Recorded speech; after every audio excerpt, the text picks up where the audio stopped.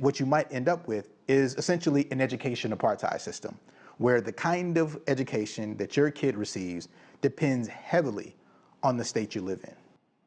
His words, an education apartheid system, harsh. Why does the GOP want to shut down the Department of Education? Well, first of all, there's always been political theater where Democrats and leftists have said, well, we need more money. Here's the issue. It's not working. We've tried more money many times. It's not working. And first of all, I used to actually work for Linda McMahon.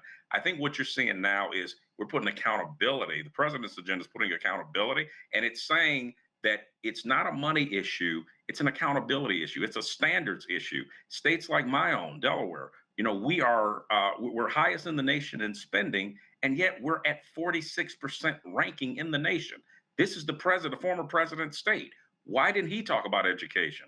And so what you're seeing now is finally we're getting around the talking points, and we're saying, how do we actually fix education in this state and allocate the funds towards the kids and not the special interest group? Well, it's interesting because the history of the U.S. Department of Education is that the Republicans wanted to get rid of it until about 25 years ago, and then they revamped it and revved it up under George W. Bush and implemented, as you heard a moment ago, accountability, state test-based accountability across the U.S., where states needed to get standards in place and they were allowed to have their own standards.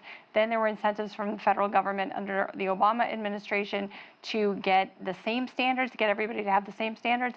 And so now we're seeing a huge shift back to roughly 1980, where the Republican Party doesn't want the federal government to play this role, except they still want to control how people are teaching about the history of the country being taught, yeah, and diversity, equity, and inclusion.